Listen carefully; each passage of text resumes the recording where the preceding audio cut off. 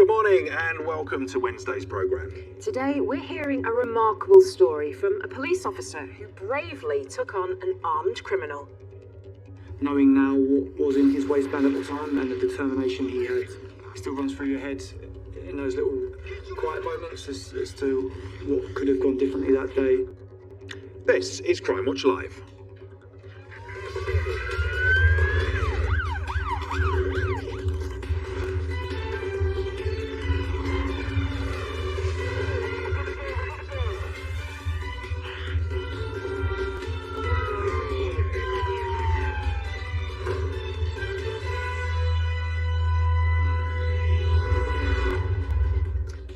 Thanks for joining us this morning. We're with you live from our studio here in Cardiff for the next 45 minutes. And remember, if you've missed any of this week's programmes, you can watch on iPlayer for up to 7 days after broadcast. Coming up on today's show, a burglary spree is stretching across multiple towns. There will have been people at home when these have occurred. You know, the place that they should feel safe is a complete invasion of privacy. Police believe one man is behind them all. Can you help identify him? Also, after a sexual assault in Bristol, police want to find this man who may have information. We're hearing how police caught a gang using stolen sawn-off shotguns in a string of terrifying armed robberies. These were horrendous crimes that left people absolutely traumatised. This was an incredibly dangerous gang that needed to be stopped. And today marks National Anti-Slavery Day. We'll be joined later by Lauren Saunders from anti-slavery charity Unseen to hear more about why this day is so important. All of the detectives and officers from today's appeals are backstage, along with our team who are standing by ready to take your calls. The number is 08000 468 999, or you can text us on 63399. Just text the word crime, leave a space, then write your message, or send us an email at cwl@bbc.co.uk. First this morning, how an officer following his instincts ended up in a dramatic police chase that resulted in a violent fight for survival. I'm PC Luke Owen, police constable working at the Metropolitan Police, and I've been working there for about 7 years. Primarily that's on response. It's all your 999 calls. There is definitely an element of danger involved. You never really know once you take that call what exactly it is you're going to be walking into. It was June 2019. On that evening, we were proactively looking around in a well-known gang area. We were driving along the road and our attention was drawn to a motorbike. It had its lights off and it had no number plate at the back. Upon seeing our marked car, it rode off at excessive speed in the opposite direction. My colleague spun our vehicle around and we went after that vehicle. It went to a alleyway. As I ran down the alleyway, I saw the motorbike had turned itself around. The rider was revving at me, facing me. Immediately, I was fearful of my own safety. I had made the decision to draw my taser, and I was shouting at him multiple times to get off the bike. Off your back! Off your back! Off the back! Off the back! He accelerated quickly. Off the back! And I used my arm to knock him off. But he was up instantly. I pursued him on foot and my colleague began to drive around in the vehicle to catch us up. I managed to get the rider in a headlock position and I still had my taser in my hand, and I fired a cartridge into his leg. This did enough to bring him to the floor. Immediately, he placed his hands towards his waistband. Get your hand up! My initial thought was either he was going to try and discard some drugs, or he potentially had a knife on him and was going to try and use that to get away. I was wrestling him, taking hold of both his hands. It became a fight for life almost. Stop resisting. You're under arrest for assault in police. There was a definite feeling of desperation that I couldn't let him get to what was in his waistband. And whenever there was a moment that he could break a hand free, he would plunge it towards the front of his waistband in a clear attempt to retrieve whatever was in there.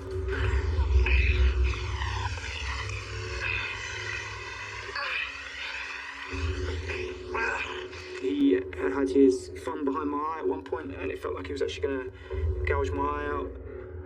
My colleague, fortunately, had begun to catch up at this point. Watch his waistline, mate. He's watching you interesting. She sprayed her CS spray in his face, she wrapped her baton, and she struck him multiple times with that. This rider was determined to get towards that waistband and to get away from us. I think it was about 6 minutes before anyone else managed to arrive. You right? He's going for his waistband, he's got something in there. Now it seems like a small amount of time, 6 minutes, but at that moment that felt like forever. When my colleagues did arrive and they managed to detain him, one of my colleagues searched his waistband and found, she felt a metal object. The assumption as she pulled it out was it was going to be a knife. When she pulled it out, it ended up being a gun. A loaded revolver. It's a firearm, yeah? Firearm, yeah. The suspect we arrested was Corey Grimes, and he was charged with multiple offences. During the strip search, a large quantity of Class A drugs, so cocaine, was found in his underwear. He was given a custodial sentence of 5 years.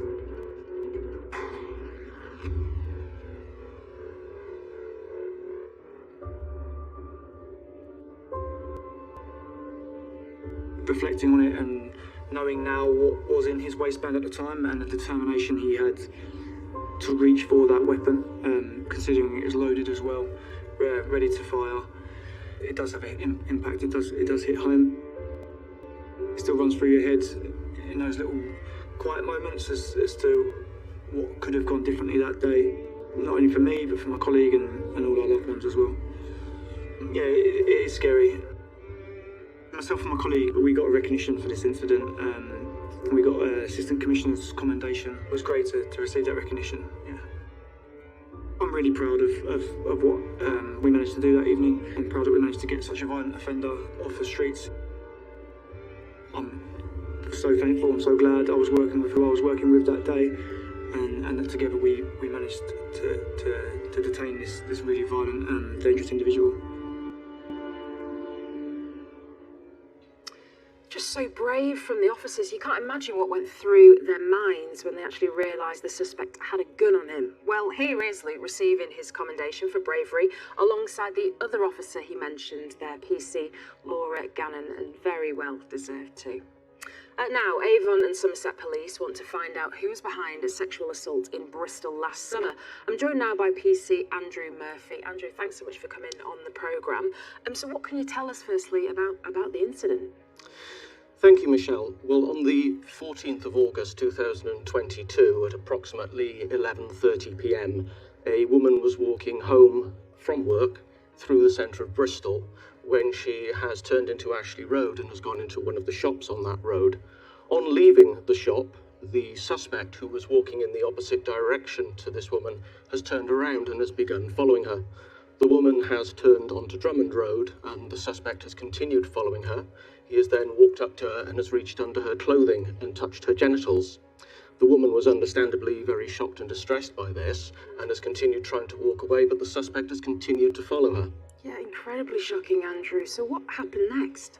Further down the road, the victim saw another woman who she's approached and told her what has happened, and this woman shouted at the suspect, who has then walked off. A few weeks later, the victim has been encouraged by friends to report it to the police, and she's then made that report to us. Luckily, there was, as you say, another woman there on the night, which gave the victim the confidence to actually call out. Now, we can take a look in a bit more detail where this happened. We've got a map just to help illustrate it. Talk us through what we can see here, Andrew.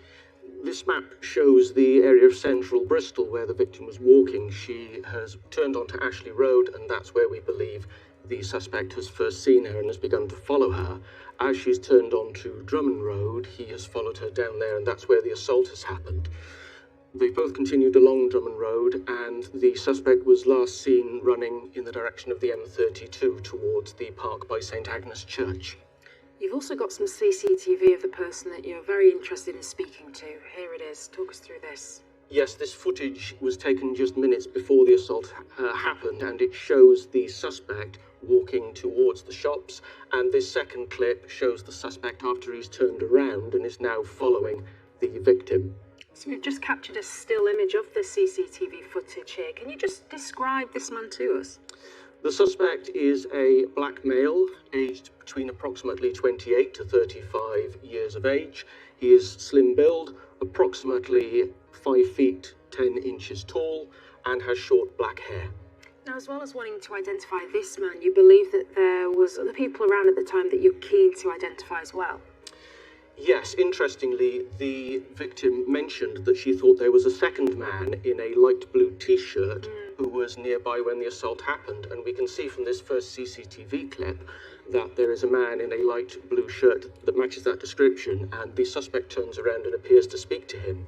So we would like to speak to that individual. He was not involved in the actual assault itself, but he certainly spoke to the suspect and may well know the suspect. Yeah, and we also mentioned, didn't we, that the victim actually spoke to a woman after the incident who you'd be keen to identify as well? Absolutely. This woman was a very helpful stranger who helped the victim, and we would like to reach out to her so we can speak to her in case she saw or recalls anything from that night that could help as well. Yeah, absolutely. You'd urge people to come forward with any information.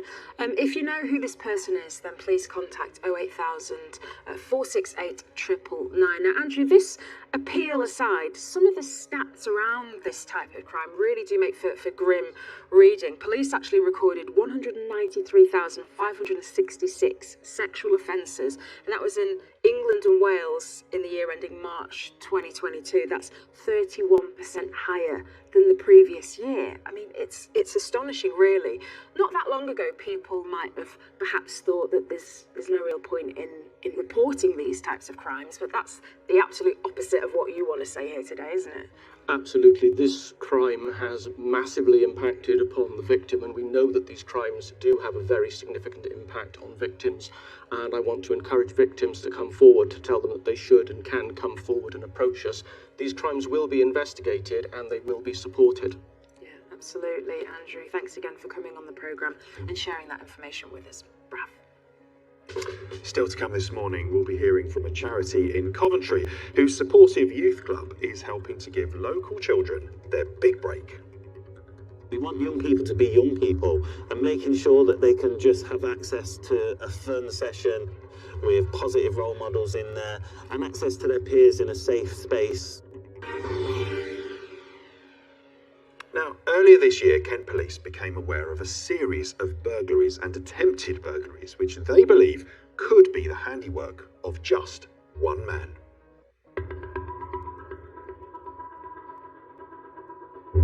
This is an opportunist.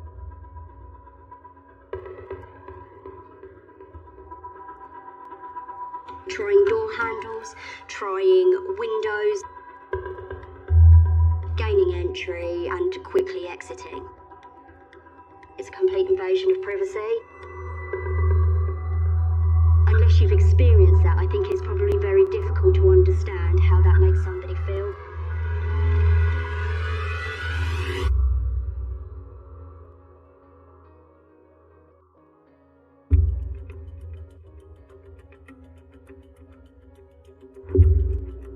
On the 20th of May this year, a man approached a house in the Tovel area of Maidstone.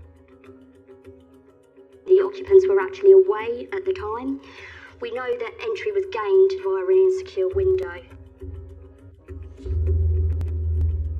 The suspect has taken a jug of cash and then they exited the property. More than £1,000 was stolen. There was no forced entry and there was no evidence of a messy search. It seems apparent that the suspect has gone in, taken the cash, and then they've left the property. Over the next 3 months, Police received dozens of reports of similar incidents across Kent.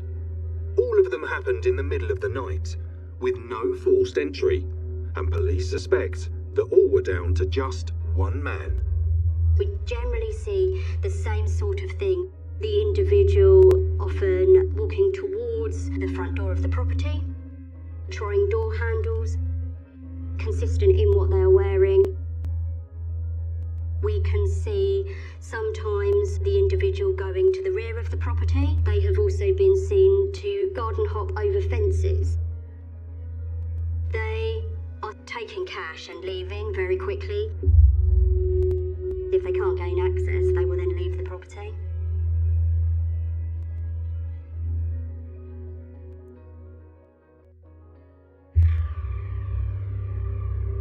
Once inside the property, the suspect only has eyes for cash. Cash is something that's easily disposable, quite untraceable. If the suspect was stopped with cash on their person, it wouldn't necessarily be unusual nor highlight any concerns.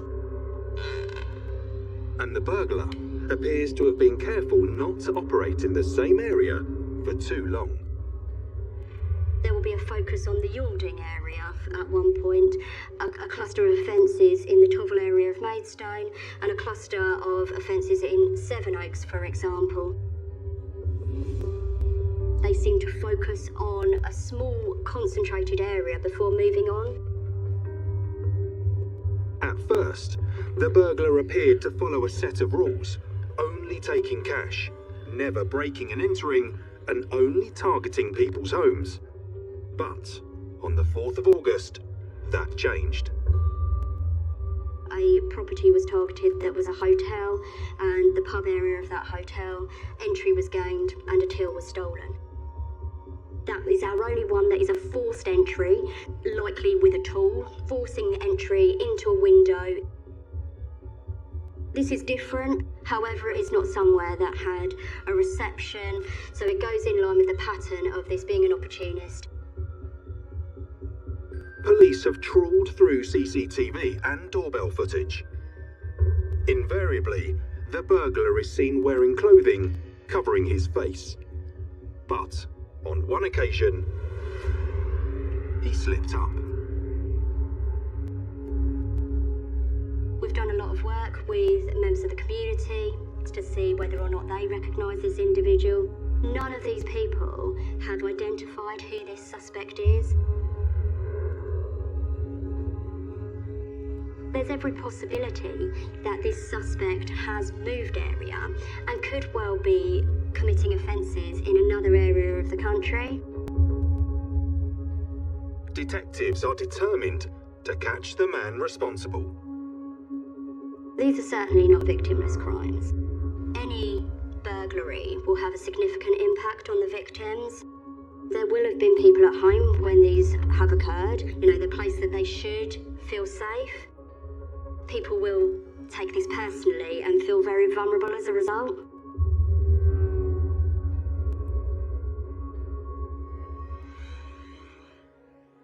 I'm joined now by DI Danny Driscoll from Kent Police, who you saw in the film there. Danny, just give us an overview of these incidents that you're dealing with. So these incidents have occurred, they started in May this year, and the last one we have in Kent is the 4th of August. The predominant times are between 11 o'clock at night and 3 o'clock in the morning. So we've got a number of incidents here. We've got 7 burglaries of people's homes. We've got 1 of a hotel, and we've got 16 attempt burglaries along with numerous suspicious incidents. Now, during this sort of series of offences, we see this individual operating in one sort of area during the period of an evening and staying within that vicinity, and then moving on to different areas over separate periods of time. And in the way he works as well, he appears to be almost an opportunist in the way he actually gains entry to the properties. Absolutely. So he approaches the doors, looks for insecurities, tries windows and doors, gains entry through either an open door or window or an insecurity, spends a very short amount of time within the property targeting cash and then quickly exits.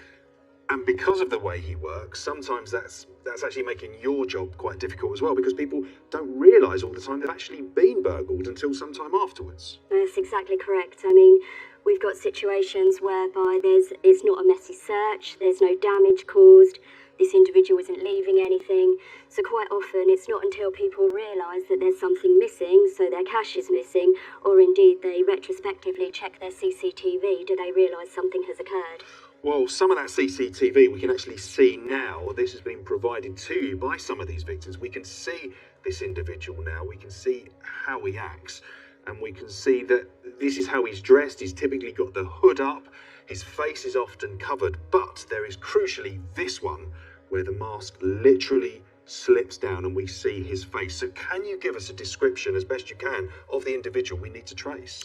So we believe the individual to be between the age of 30 and 40 years of age. The only description we've got is via CCTV images that we have, and we've accumulated quite a lot of CCTV, but nobody's actually ever seen this individual. Always wearing the same clothing, so the jacket, the hood pulled up with a cap underneath it, quite often a snood or a mask over the facial area, wearing jogging style bottoms and also black gloves. So Danny, who are you appealing to today? So these offences have stopped in Kent since the last one being the 4th of August. What we're appealing for is anybody who may recognise this individual or indeed has checked their own CCTV and recognises this individual from that. It's possible that this individual is now offending elsewhere in the country, so it may well be that other people have noticed this male, which will then open up our further lines of inquiry. And I know you're keen just to stress the importance of taking some simple steps at home just to keep your home as secure as possible. Absolutely, keeping doors and windows locked, making sure that they're secure when you're going out or, going to bed at night, and making sure you're not leaving keys to the property left outside anywhere and concealed. Yeah, simple steps can make all the difference, Danny. Thank you. The CCTV image that you can see here is very, very clear, and we have added that to our website so you can have another look at home. If you recognise him, please do call or email us. Our contact details are on the screen now. Now to Staffordshire to hear how a dramatic police pursuit and a vital discovery by a member of the public helped police put a dangerous gang behind bars. This contains some strong footage. These were horrendous crimes that left people absolutely traumatised. What can I say? It was a reign of terror. I'm gonna shoot you. This was an incredibly dangerous gang that needed to be stopped.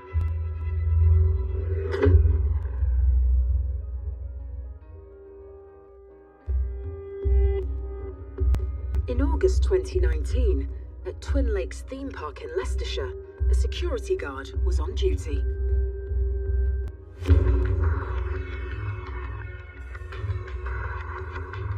He was approached by 3 males who opened the car door. Get out of the car! Got him out of the vehicle. They tied him to the steering wheel and he was held hostage at knife point. Where is the safe key? The men demanded keys to the safe and then stole 4 shotguns and an ammunition belt, which were kept at the premises. The security guard thought that he was going to die that night. He was absolutely petrified. The gang fled. Their identity a mystery.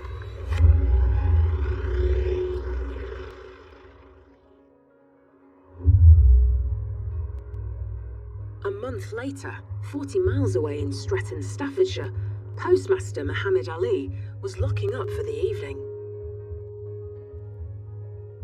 We did our usual close down. We did the cash up, close all the tills, and locked the safe. Muhammad joined his family in their flat upstairs and went to bed.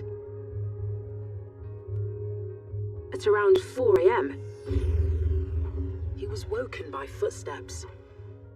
Came out of my bed, and there were 3 people standing next to my room. I just grabbed the person who was right in front of me. I could see that crowbar in his hand. Fearing for the safety of his family, Muhammad grabbed the crowbar and pushed the man over the banisters. Awoken by the struggle, his wife and children came out onto the landing. my daughter started screaming, "What's happening? What's happening?" It was then that Mohammed saw one of the men was wielding a shotgun. A struggle ensued, and the gun went off. The bullet went straight underneath my arm, half onto the radiator and half onto the wall. They took us into our bedroom, and then they made us sit down on the carpet, and then they tied us with the duct tape.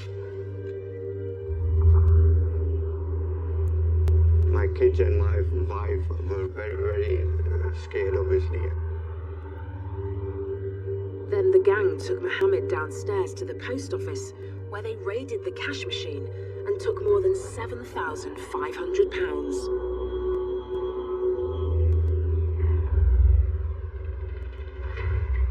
Staffordshire Police launched an investigation. 3 months later, there began a string of 10 more similar robberies in shops, post offices, homes and pubs across the Midlands. They were approaching vulnerable people who were absolutely terrified. The gang had threatened other post office members to have their teeth pulled out and have their premises set on fire. Grainy CCTV images of the robbers matched the descriptions of the men who attacked Mohammed Ali's post office in Stretton. Detectives also noticed that one of the gang wore a distinctive ammunition belt.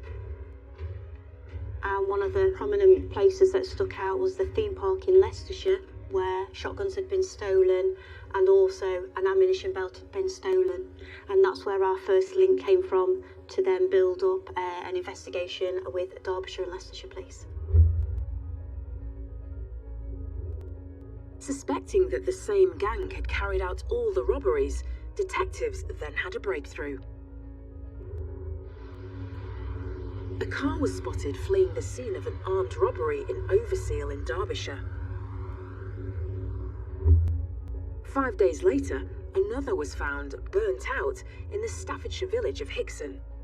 When police ran checks, they found both vehicles were registered to the same man, Ben Hughes. He was a career criminal with offences spanning back some number of years, and he'd recently been released from prison. Then, on the 30th of January, a car with suspected false number plates was spotted in South Derbyshire, and intelligence suggested Ben Hughes was behind the wheel. Police attempted to stop the car. He was pursued at speeds of around 70 miles an hour in a 30-mile-an-hour village. But when the car left the road and got stuck in a field, police were able to arrest Ben Hughes, face down in the mud. I'm going to use you like a napkin. As you go, on your face. Hughes was taken into custody, and when police analysed his phone, they found evidence linking 2 other men to the robberies, Jamil Marsh and Antonio Olivieri.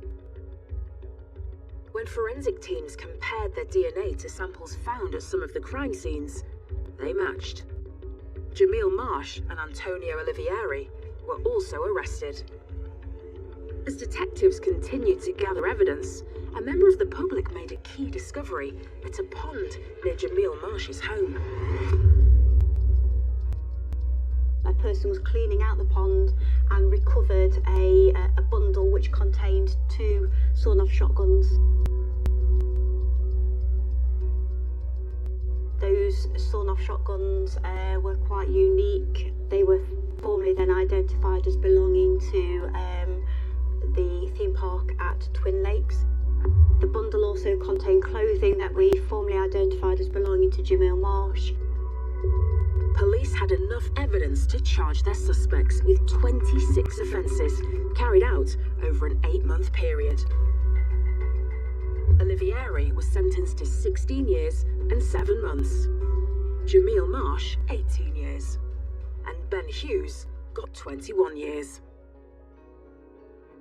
It was absolutely phenomenal to receive those sentences, not only for the investigation that we'd put in between the 2 forces, but also for our victims, because these were horrendous crimes that had left people absolutely terrified and traumatised. my wife and daughter, they don't sleep very well.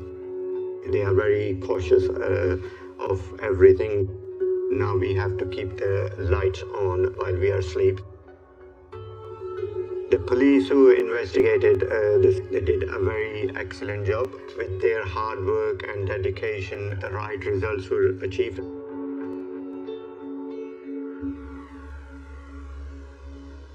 Yeah, great to get those guns and the criminals off the streets. Really good result. Yeah. But now it's estimated that there are 100,000 people in the UK currently entangled in a modern slavery situation. Many are exploited for labour, money or sexual gratification. Today is Anti-Slavery Day and we're joined in the studio by Lauren Saunders from the modern slavery and exploitation charity Unseen. Thanks so much for coming in today, Lauren, and telling us more about it. Firstly though, why is today so important? It's a really important day to raise awareness of modern slavery. I think a lot of people think that slavery was abolished many years ago, but it is still very prevalent in society today. So this day really shines a light on that so people can see where it might be happening near them.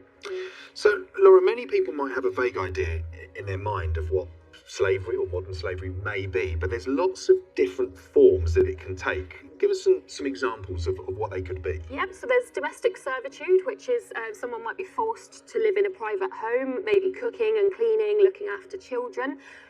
That's domestic servitude, but then there's also sexual exploitation or criminal exploitation, where someone's forced to commit crimes by an exploiter. There's also forced labour and organ harvesting as well, so it is very, very varied. Yeah, we can see a list of the typical types of jobs where this situation might happen. Some that you might not necessarily expect, car washes, nail bars, and then other more illegal forms like the cannabis farms there. So it's, as you say, a huge variety. The statistics around this, Lauren, are actually quite surprising. We can see some of them now. The first one being 100,000 victims of modern slavery. Yeah, so there's many people that are in situations of exploitation, and because it is such an undetected crime and people don't know that it exists, these are people that are potentially not able to access support or maybe not able to contact the police. So it's really important that people understand that it is so prevalent so that then support can be provided to those people. Yeah, absolutely. You can see this one here as well, 134% increase of labour exploitation cases compared to the previous year. Yeah, so we are seeing more calls to our helpline, more awareness of the issue, but there's still more work to be done because there is more and more forms of exploitation. Exploiters are changing how they manipulate and coerce people, so it's really important that we're keeping active to this issue. And of course this is a cost to the economy as well, isn't it? 3.3 to 4.3 billion pounds worth. Yeah, from costs in policing investigations to support for that individual who might have been exploited and need recovery care, from kind of investigation, criminal justice processes, all of those contribute to the cost, and it is really kind of a massive issue. Yeah. Some staggering numbers there, Lauren. So how can Unseen help?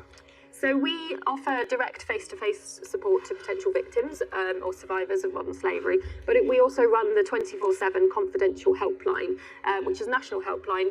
It's available to people who might be in situations of harm themselves, but it also is available to professionals who might be working with those individuals or members of the public who just see something that might be a bit suspicious, so they can call the helpline and get advice from our trained advisors. And talking about things that may be deemed a bit suspicious, having that increased awareness of what to look out for is key. So what should we be looking for? So there's many vulnerabilities that are present that exploiters will manipulate and coerce. So if someone is maybe homeless or has a difficult family life or has lost their job, financial poverty, those are all things that an exploiter will target and manipulate that person. There might be situations where an exploiter is looking over their shoulder or restricting their movement from places. So really kind of anything that looks suspicious, it's important to report it. So, Lauren, do you think this is something that collectively we should all be looking out for and we should all help? Yes, definitely. We see often service users or cases where an individual might have been living in a private home, so actually it can happen on your street where you're living, or there might be a takeaway that you're going and get your food from. There might be people working in the back, less visible, so being aware of the vulnerabilities that might be there. Yeah, really important advice there, Lauren. Thanks again for joining us here in the studio this morning. And if you've watched today's programme and you think you may be trapped in a modern slavery situation, or you suspect you may have seen someone who could be, please do get in touch with Unseen, and their number is 08000 121 700. We are off to commentary now to see how one charity is raising the expectations of the city's youth.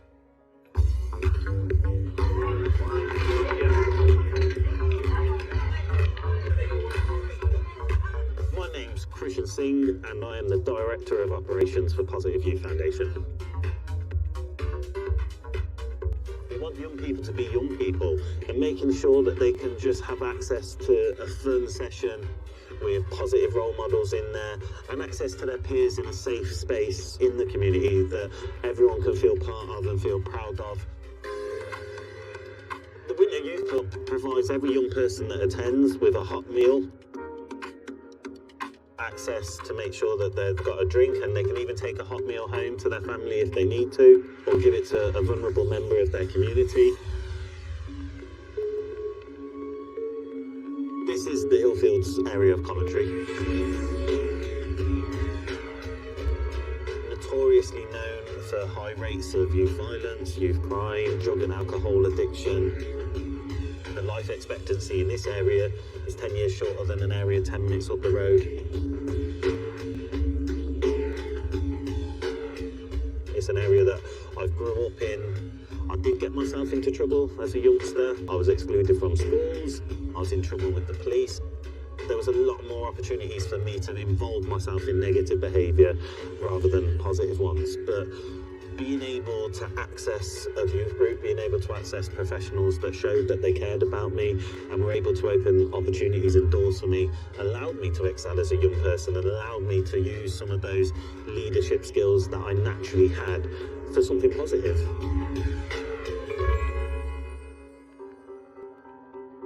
My name is Ahmed Mohammed. I'm a Senior Youth Engagement Officer at Positive Youth Foundation. We tend to find that a lot of young people don't see their full potential. They tend to say, like, I'm going to work in a warehouse, then I'm going to make some money, then I'm going to do this, and I'm going to do that. No one knows about the other options. So we support young people to create that bigger picture. It's like a map. We support young people to find their destination. They show us like a lot of things how to get better, and they help us a lot with education, mental health. They treat you like a family, so like if you have any problems, they'll actually find you, get a job, they'll find you pretty much kind of anything you actually need. I've been coming since I was like 11 years old or something. It's always there for us, just show us love, I'd like to see my community up there, rather than seeing people within my community fail. What do you like most about coming here? You get to meet new people, you have fun here, and it's a great place down there. I've never come across a person that I thought was born bad. You know what I mean? If you look at their environment, you look at the challenges that they face, and you can understand some of the choices that they make and why they're involving themselves in certain types of behaviour. And I do think that a lot of the young people, given the right opportunity, they'll excel.